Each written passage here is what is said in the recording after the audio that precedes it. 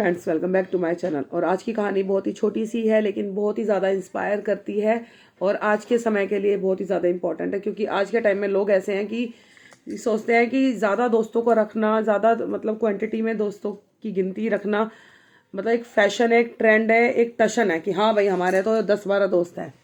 तो उस चीज़ को लेकर आज की कहानी है मेरी कि अगर कभी दोस्त उदास हो तो बस उसके पास जाकर बैठ जाओ। उसके लिए सबसे बड़ा सुख वही होगा कि कोई उसके दुख में उसके पास बैठा है। तो कहानी स्टार्ट होती है ऐसे कि एक शहर में एक परिवार था, जिसमें परिवार में एक पिता सिर्फ और सिर्फ इस बात को लेकर चिंतित था कि उसका बेटा उसकी बात नहीं सुनता है, अपने दोस्तों की बात सुनता है। एक दोस्त नहीं, कई दोस्त उसने बना रखे थे, जिसकी वजह से पिताजी काफ़ी ज़्यादा टेंशन में थे। उन्होंने अपने बेटे को कई बार भी समझाया कि बच्चे आप इतने दोस्त मत रखो, आप हर किसी के साथ जा रहे हो, आपने इतने दोस्त बना रखे हैं, आप एक दोस्त रखो लेकिन ऐसा रखो जो आपको मुसीबत में आपके साथ खड़ा हो, आपकी हेल्प कर सके, आपको सही रास्ता दिखा सके। लेकिन जो उसका बेटा था उसकी एक बात मानने को राजी नहीं था, क्योंकि जवान हो चुका था, गर्म खून था। उसको तो बस ये था कि बाहर बाइक लेके निकलना है, घूमना है, दोस्तों के साथ पार्टी मौज मस्ती ये सब करना है। तो उसको इस चीज़ की मतलब वैल्यू पता नहीं थी जो पिता कह रहे हैं। पिता ने एक उम्र जी है, उनको दुनिया का मतलब अनुभव है, वो जानते हैं सही गलत को। तो उन्होंने क्या किया, एक दिन इसी बात पे ही बातचीत हुई उनकी आपस में, पिता की और पुत्र की, कि पिता ने कहा कि तुम्हारे इतने दोस्त हैं, चलो क्या तुम्हें लगता है वो तुम्हारा साथ देंगे मुसीबत में? बेटे ने कहा हाँ जी, क्यों नहीं देंगे, मैं हमेशा उन पे पैसे खर्च करता हूँ, मैं हमेशा उनके साथ घूमता हूँ, वो कहीं भी बुलाते हैं मैं वहीं जाता हूँ, वो क्यों नहीं मेरा साथ देंगे? और आपका क्या है, आपका तो सिर्फ एक ही दोस्त है शर्मा जी, उनके अलावा आपका कोई दोस्त ही नहीं है और ना आप किसी और से बात करते हो, बस ले दे के घूम फिर के आपकी सुई शर्मा जी पे ही आ जाती है। तो बोले बेटा मेरा एक दोस्त है, लेकिन ऐसा है कि कभी भी मुझे उसकी सहायता हो वो हमेशा मेरे साथ खड़ा होता है।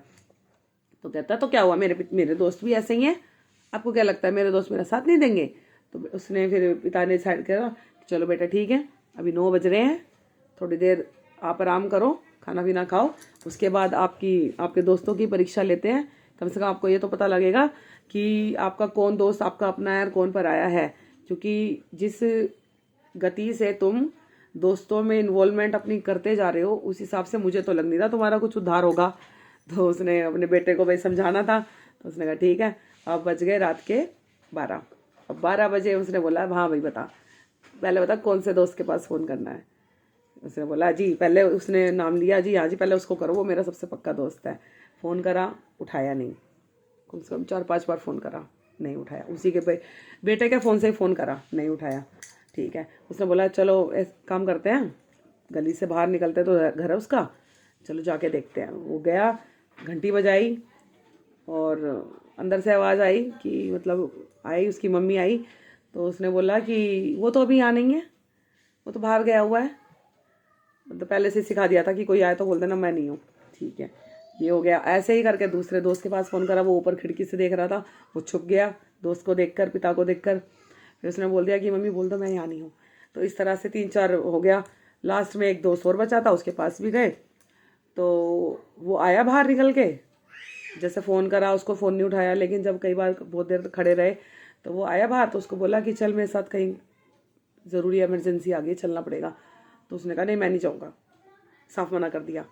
तो ये उसका मुँह सा उतर गया, उसको गुस्सा भी आया कि बताओ मैं इतने सारे लोगों के मतलब इतने मेरे दोस्त थे, कोई भी दोस्त ने मेरा फ़ोन नहीं उठाया रात को 12-1 बजे, ना ही किसी ने मतलब बाहर आके ये पूछने की कोशिश करी कि भाई हाँ क्या है क्या नहीं है। एक आया भी तो और वो चला नहीं साथ में, सोचो। तो उसको बड़ा दुख आया, कह रहा कि चलो पिताजी चलो घर चलो, बस अब मेरा मूड ख़राब हो गया, मैं इनसे किसी से बात नहीं करूँगा, अब बस मैं अपने काम पे ध्यान लगाऊंगा। तो पिता ने बोला बेटा अभी कहाँ परीक्षा पूरी हुई, अभी तो मेरे दोस्त की भी तो परीक्षा है, चलो।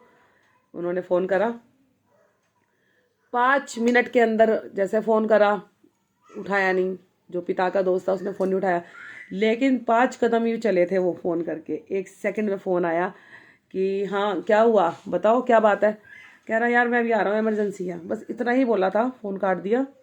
इतने पहुँचे उसके घर, देखा तो क्या उनका दोस्त जो था, पिता का जो दोस्त था, वो अपनी गाड़ी की चाबी हाथ में लेके खड़ा है दरवाजे पर ही, और पैसे का थैला, पैसे का बैग, इतने पैसों का बैग लेके अपना खड़ा है। तो उसने बोला हाँ चल चल जल्दी चल, क्या हो गया रामू, क्या होगा बता। उनका नाम राम सिंह था, वो प्यार से उनको रामू बोलते थे।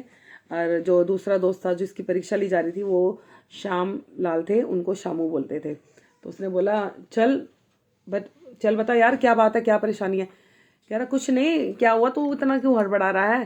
कह रहा नहीं तेरा फ़ोन आया, कहीं चलना है, इमरजेंसी है, चल मैं तैयार हूँ, बता क्या बात होगी, किससे लड़ाई झगड़ा हो गया, कहाँ क्या परेशानी आ गई। तो वो जो बेटा साथ में था उसकी आंखों में आंसू आ गए कि मतलब मेरे पिता ने जो कहा वो सही कहा था कि जीवन में एक दोस्त रखे, लेकिन ऐसा रखे जो आपको मुसीबत में आपके साथ खड़ा हो, आप उसको एक आवाज़ दो और वो आपके पास हाजिर हो।